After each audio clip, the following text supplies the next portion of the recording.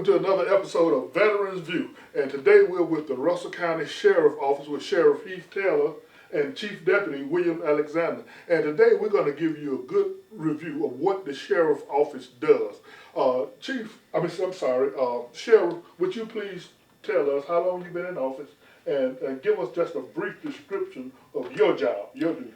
Well, first of all, I want to say I appreciate you coming and talking with me and the Chief today about our office. The Chief and I have actually been in law enforcement the exact same time. We started together in 1987, and he was here at the office and I was at Opelika PD, and then I came here 2 years later, 2.5 years later. But we've both been in, this is our 34th year.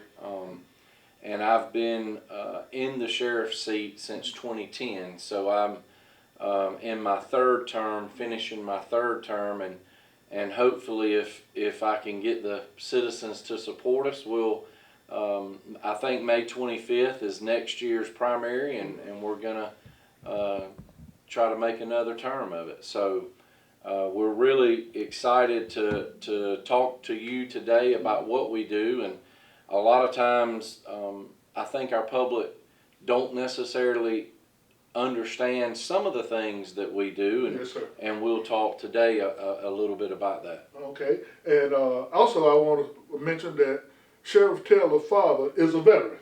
He is. Tell us something about your father. Well, my dad was, he had a unique military experience. I say unique, it may be more common than what I realize, but my father served in both the Army and the Navy. That's a good man. And so he went from both the Army and then into the Navy, and he was stationed in Harbor City, California, at one of the naval stations there, and that is where I was born. And him and my mom were there, and then she moved back home when I was 6 months old to Phoenix City. Right. And then not too long after that, my father got out of the Navy and came back home to Phoenix City, and we've been here ever since. So he still works for us, transporting inmates to and from other jail facilities, to doctor's appointments, things like that. Okay, great. Now we're going to talk to Chief Alexander, who's also Command Sergeant Major in the Army National Guard. Well, thank you, Leroy, and thank you for the work that you do, and thank you for allowing us to be a part of your program. Okay, tell us something about yourself, Chief. Well, I've been at the sheriff's office, like the sheriff said, for 34 years. We started out together, and hopefully we want to do a few more years. We're not quite ready to give it up yet. Okay. We should be. I don't know if we're glutton for punishment. Y'all stay where you are. You're doing a good job. So I also serve in the Alabama National Guard. I've been serving for 36 years there, and just recently got promoted to Sergeant Major. So that's Command Sergeant Major, correct? Right, and I enjoy serving at both places. Okay, great. Well, Sheriff, between you and the Chief, tell the public how many miles you have to cover as this whole county. Well, Russell County is 640 square miles. Okay. So when you put that in perspective, Phoenix City has grown a little bit, but the last, several years ago, it was about 27 or 28 square miles. Now, it could be a little bigger than that now, but it used to be just the very corner of the county. And so even though that's where most of the population is in the county, it's about an hour drive across the county if you go from diagonal to diagonal. I mean, right. It's, you have the Hurtsboro, Cottonton, Pittsview, Rutherford, all those areas are Seal, all those outer places are in Russell County. Yes.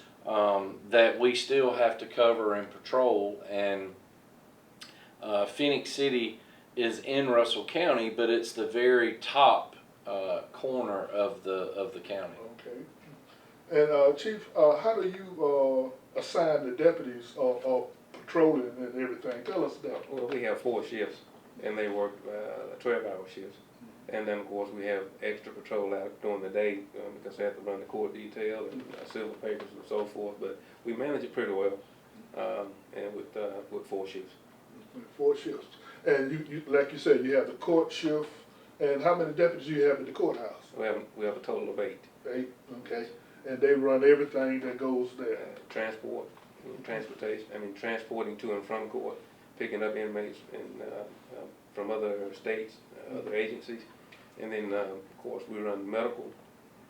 We do medical transportation to and from the hospital and doctor's appointments. So, in other words, how many deputies would you really need to be on the road to have a good force and really have them be safe as well? Well, I mean, first of all, let me say this. The Russell County Commission has worked extremely well with us at the office to provide as much as they can, understanding that Russell County is not a wealthy county. Right. We don't have the most taxes coming in from industry and things like that in the county. We're already the largest provider of the commission's funds. The sheriff's office is the biggest portion of that. So with that being said, currently we are running about 4 deputies, 2 assigned, a rover, and a sergeant per shift. I would think that to be based on our population and our coverage, we could probably actually need anywhere from 2 to 3 more deputies per shift, and then probably another dispatcher per shift to be able to handle when it's a busy time. Now there are some times that what we have is sufficient. Right. There are others where we need more presence in certain communities when things are going on, and that's around the county. And so I would love to see us have about 75 between part-time and full-time deputies, and we're around 62. So maybe 10 more deputies would probably be a little more sufficient when it comes to presence and cutting down crime. When you run from call to call and you're never slowing down to be able to speak to the community, Right. Get out and talk to business owners, get out and talk to family members, that's when you're not very effective in cutting down crime. Okay.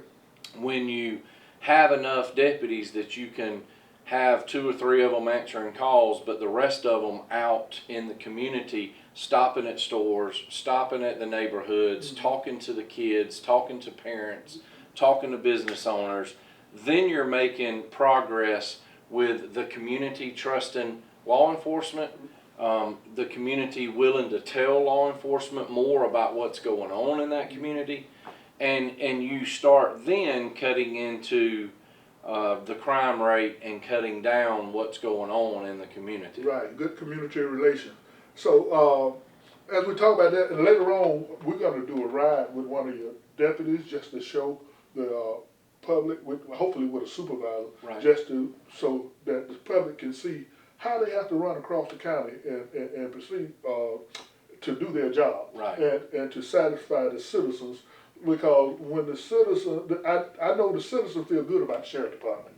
And I hope they do. I And think it's they do. not just people outside the city. I mean, I think we oftentimes forget that Phoenix City is in Russell County, and it has always been, my policy that if somebody just chooses to have a county sheriff's office answer their call or work their complaint, then we do that. Right. So we have, on occasions, weekly, we will have, cases that we work inside the city. So it's not just cases outside of the city. We work cases in the city as well. countywide, and that becomes, you know, pretty heavy. And that's good for the citizens to know that, because they elect you to office. Sure, absolutely, yeah. Citizens in Phoenix City vote for you as well Absolutely. as the citizens in the county. Absolutely. So I hope everybody understands that. Now, you have something else that's very important that you do, and that's running a jail as well. The only jail in the county. Yeah. And I understand you're hiring right now too as well. Well, I mean, you know, we're experiencing difficulty as everybody else in the community, from businesses to restaurants to, you know, private industry is in the same boat we are. People are just not wanting to work right now. And so, you know, we're about 10 officers down in our corrections facility. Thank God we are full on the road, and I'm proud of that. Right. If you go to any other law enforcement agency around us, they're not full on the road. None of them are. Right. And we are. And so I'm very proud of that. But we do have openings in that correctional facility that we need to fill, and we're taking applications and looking for folks every day. And we start out at about 32,000 a year with no experience in that corrections facility in our jail. So we want to fill those positions so that we can, you know, take care of the folks that are in the facility like they should be. Yes, sir. People make mistakes. Mhm. People have to come to jail. But it's our responsibility to take care of them while they're there. Probably, And treat them with respect. And just because they're in our facility doesn't mean that I don't expect them to be treated with respect and dignity the entire time they're there. Okay. I'm gonna come on down and pick up an application. Yeah. Fill it out online. You can go to our website, rcso.org. You can print out the application for the jail. You can't fill it out online, but you can print it. Okay. And then bring it to the office, and we would love to be able to fill those 10 spots. Or you can come to the facility, pick up an application, and fill it out and bring it back to us. Okay. Now, you heard it straight from the sheriff. You can come here, pick up an application, fill it out, turn it in, and wait to be called for an interview. That's right. That's correct? Absolutely. Now, Chief Alexander, now the sheriff is very busy because he's going out of town to the FBI Academy, to different places. He's been the sheriff for the Sheriff Association, the president Yeah. of the Sheriff Association. So when he leaves, that leaves everything on you. Right. So tell us some of the, Well, tell us a little something about that. he probably don't know this, but I've been working with him for a number of years, so I know how he thinks, Mhm. and I know what he wants. So Right. I just keep it that way. Yeah, okay. And so I run the day-to-day operations, and then he always answers the phone. Okay. And so if we need to talk about something that's vital, important in the community, Mhm. we have the conversation, we talk about it, and make decisions, and then take the necessary action, if any. Right. Well, we're blessed in two ways. Mhm. One, I think it is a honor that I have been asked to serve on some of the things from Russell County that I've been asked to serve on. And the second part of that is I couldn't do that if Chief Alexander wasn't here. Okay. I have total faith in him running this department while I represent us and this county on the various boards that I have been appointed to around the country. You know, they just appointed me to the National Sheriff's Association Board of Directors. Okay. Great. We've never had a sheriff from Russell County. There's only 20 in the whole country, and we have a representation on that board. Well, congratulations. So there are several things like that have occurred, and so yes, they require that I, you know, travel and make meetings and talk about things at the national level. I couldn't do that if it wasn't for not only my friend, but my chief here supporting us and supporting me. So That's great. I think the county has, you know, a lot to be proud of, in my opinion, from that standpoint. Okay, great. Now, I want to ask Chief Alexander, how, when you do the hiring and stuff, I know you got a lot of veterans working for you. And how's that working for you? Are there good experience coming in for We you? welcome all veterans because they're already disciplined. They're not looking for a job that pays a great bit of money. I mean, I think they can. Our salary is certainly is kind of what they can live by. Okay. Because of course they get retirement from the military, so we can accommodate the salary and make them live comfortably in this area. Right. So would you say you have great leadership coming in from veterans? Absolutely, we do. Okay, great. I mean, we live in a unique place.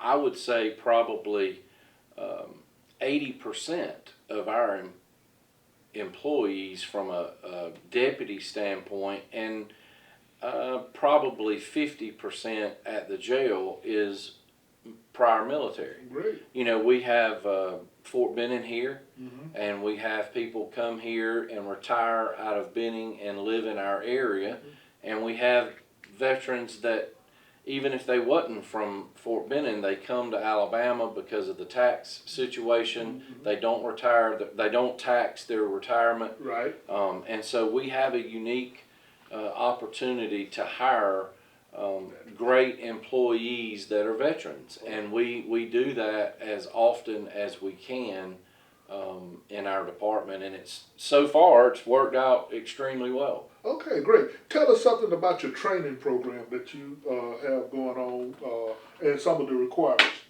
that you do. Well, we've got, several years ago, we built the Thomas F. Boswell Training Facility.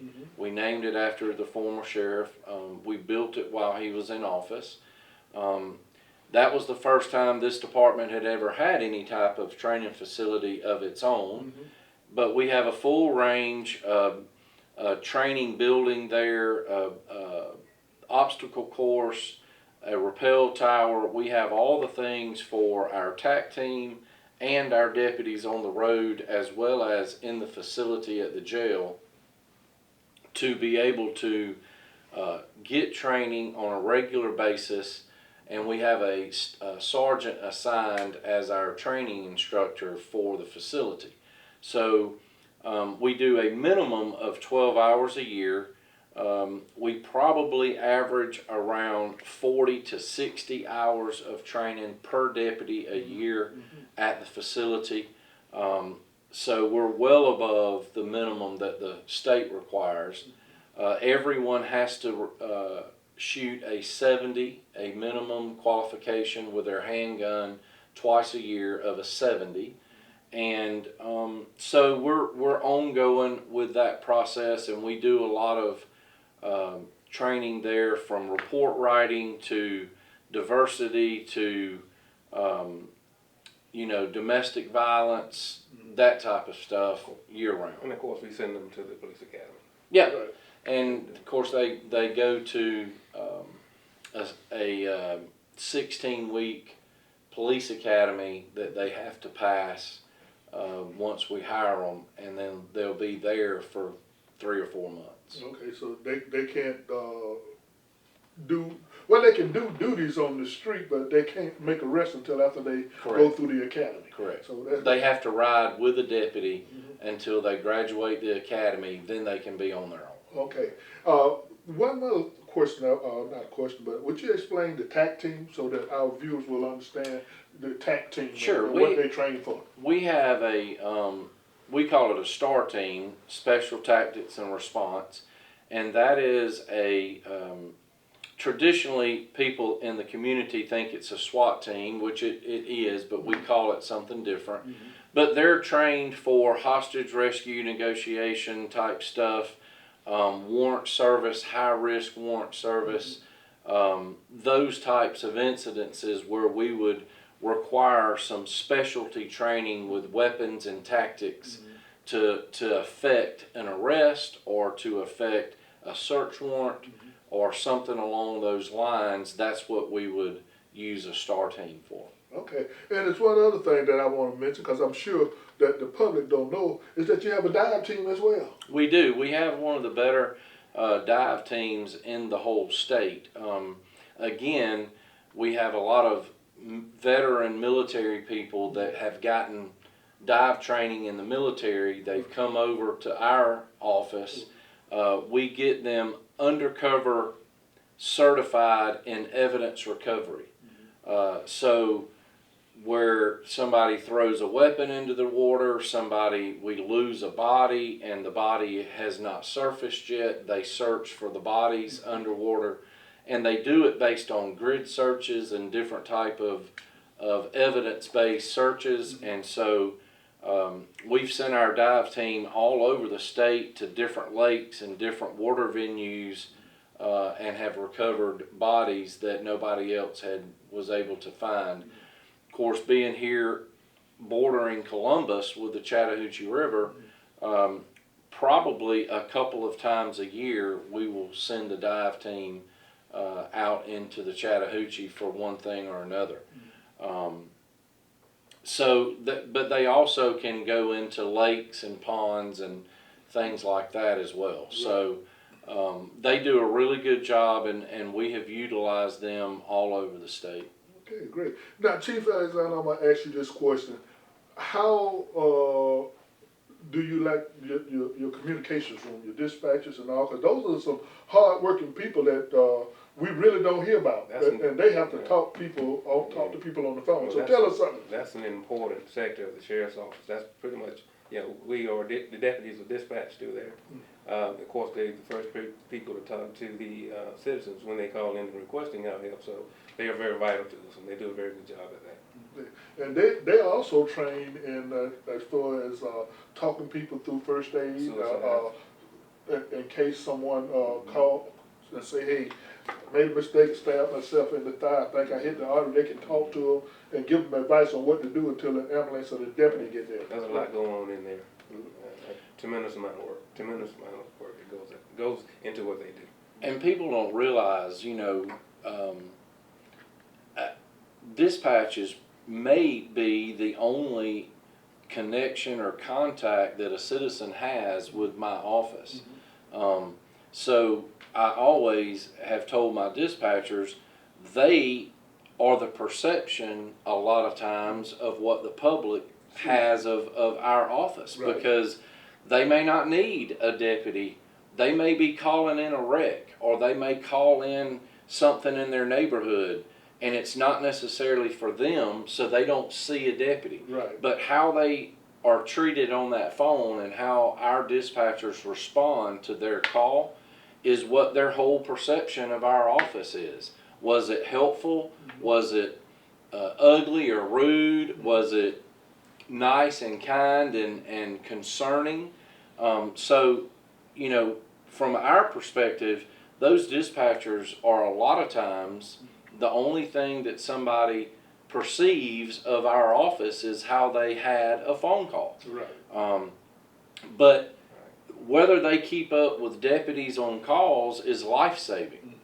If they're not paying attention and they don't know that Leroy got out on a car at 39 and 165, if something goes wrong and that deputy starts calling for help and they don't know where he's at, it's a life or death situation. Right. So they have a huge responsibility of, keeping up where everyone is, making sure everything is running smooth, dispatching ambulances, dispatching fire, dispatching our deputies. So, dispatching is a huge part of our office that gets overlooked a lot by the public. Right. And that's a big job. I'll tell you, when I lived in Tuscaloosa and I worked with the sheriff department up there, the sheriff used to listen to the radio. And one night we was out on a chase, and the sheriff came over the radio. He said, slow down. And he said, go to their house and park in the backyard and wait. And we did, and guess what? The person that we were chasing came right there, and we was right there waiting on him. He said, you're going to kill yourself out there on these roads, running 100 miles an hour trying to catch somebody. And at night, especially with deers out. But is there anything else you would like to tell us before we go to the second half of this show? I think we're good right now. Yeah. We covered everything. Oh, one other thing. We do have doctors at the jail, correct? Oh, yeah. And nurses that can take care of the daily problems of people because, I get a lot of complaints because I'm the vice president of NAACP, and I do know for a fact that we do have doctors and nurses there. So I just want our citizens to know as well. Well- we're unique in that sense. We actually have three. We also have a psychologist. Okay. And not many jails in the United States they employ their own doctors, and certainly not their psychologists. Yeah, we have a on-staff psychologist. We have a medical doctor and his PA that comes into our facility, and then we have 2 full-time nurses, and we have 3 part-time nurses that cover the shifts.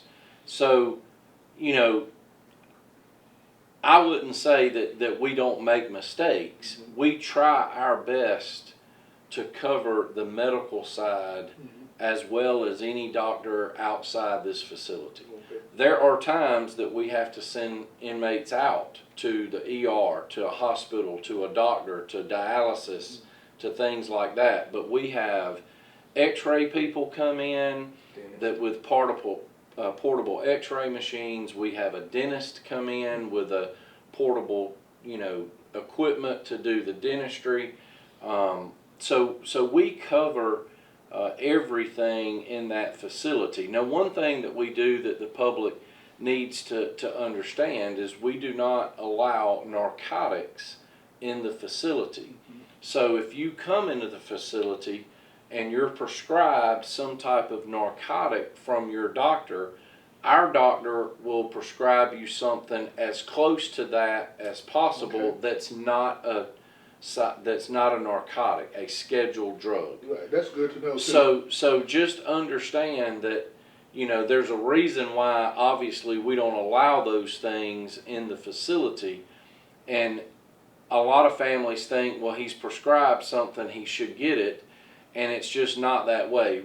Our doctor will prescribe something as close to that as possible, but not a narcotic. And so that is something that we want to make sure everybody understands. Well, we just want to say thank you for this first half of the show, Sheriff, you and Chief Alexander. And we're going to take a station break here, and we'll be back with the second part of the Russell County Sheriff Department, where we'll actually be riding with the supervisor on an evening shift just to show the citizens the work that these deputies put in on the road. And then we're going to show you pictures of the outside of the jail, because we can't take the camera inside. But we will take you outside of the jail just so you can see what the jail looks like.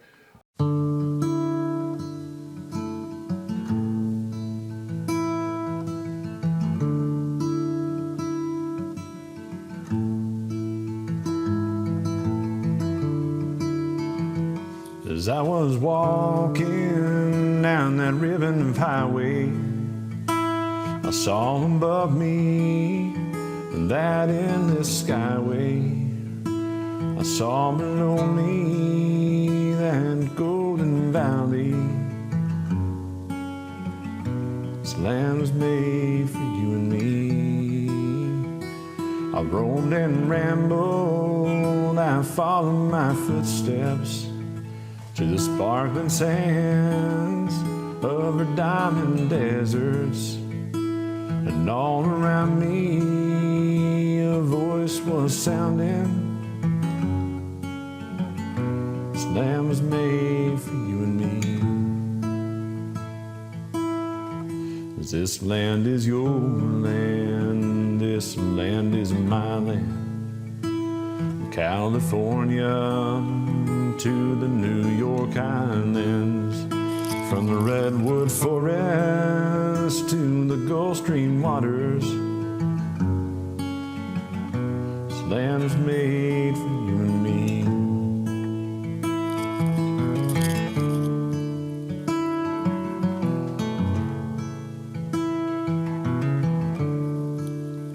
One bright sunny morning, by the shadow of the steeple, by the relief office, I seen my people. As they stood there hungry, I stood there asking, is this land made for you and me?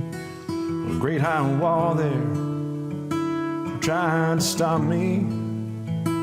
The sign was painted, said private property, but on the backside it didn't say a thing.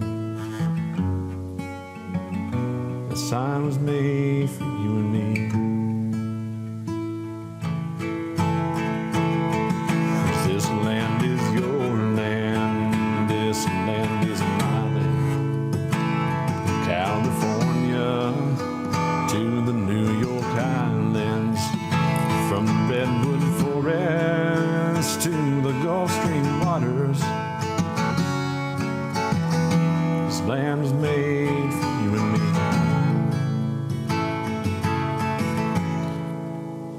Nobody living can ever stop me as I go walking that freedom highway. Nobody living can ever make me turn my back.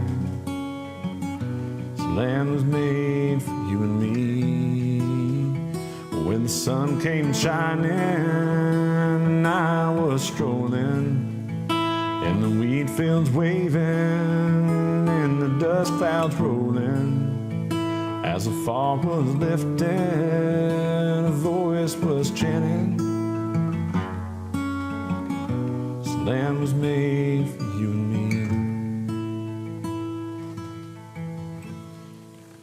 'Cause this land is your land, this land is my land.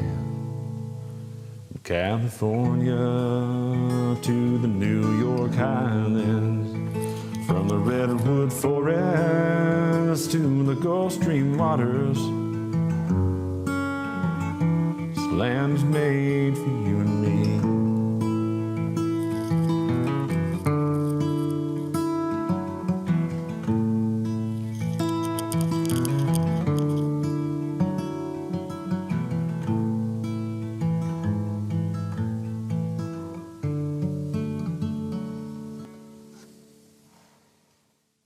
We're back to the second part of our episode with the Sheriff Department, and we're here today with Lieutenant Barr of the Investigations Division. And Lieutenant, will you, first of all, tell us how long have you been with the Sheriff Department? I've been with the Sheriff's Department for since 2011, and prior to then I was with the Phoenix City Police Department since '99. Okay, so you've been in law enforcement, what, 13, 15 years? 20 I'm sorry, 22 my years, math yeah. is pretty bad this morning. Well, that's great. Tell us about your, how many investigators you have, a roundabout figure, and something about all the things that you guys are involved in doing. Okay. Yeah, we have around 8 investigators. That includes a crime scene technician. And we handle all of the felony calls that come through the Russell County Sheriff's Office. We also work narcotics out of the investigative division back here as well. Okay, great. And do y'all ever end up having to do joint city-county?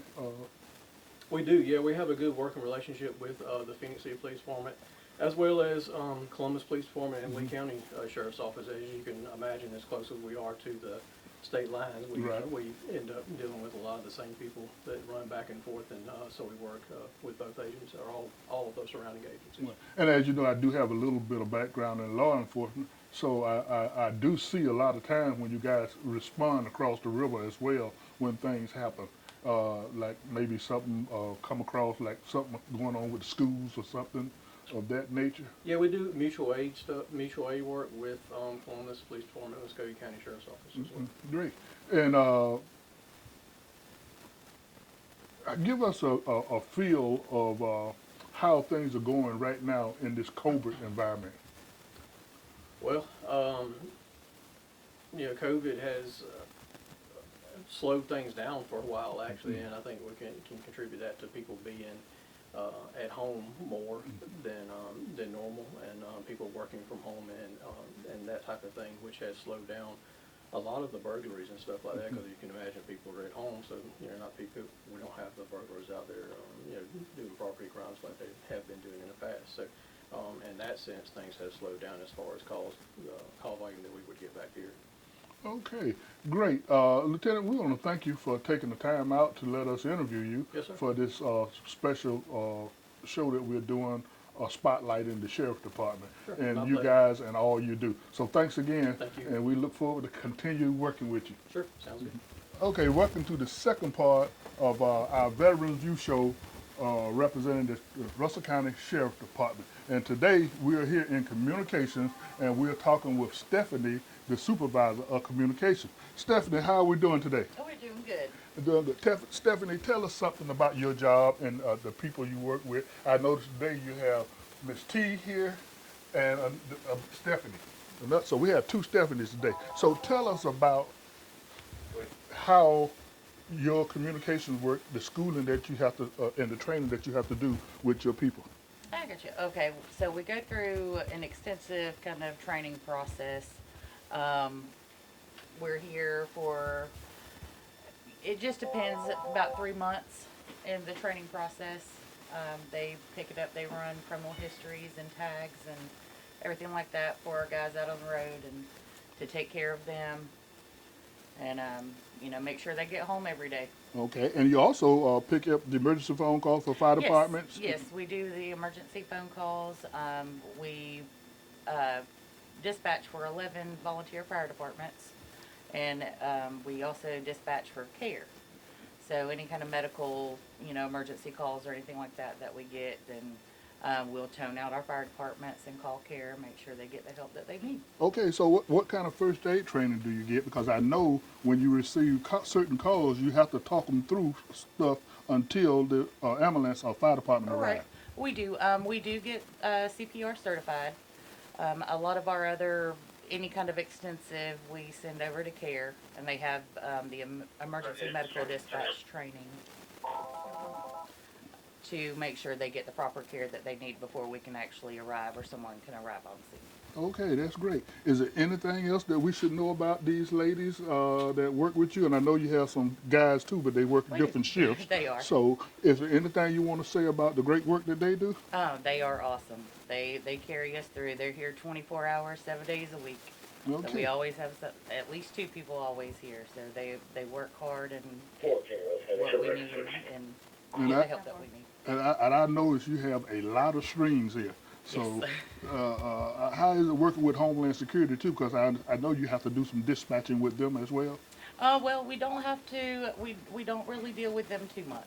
Okay. If they call and need something or whatever, then we will assist or do whatever we need to with them. Okay. Well, thank you, Stephanie. We wanted to get that message out because you're a big part, if not one of the biggest parts, of the Russell County Sheriff Department when it comes to keeping our deputies safe on the road and our people in our community. Yes, sir. Thank you again, and we'll see you later. All right, thank you.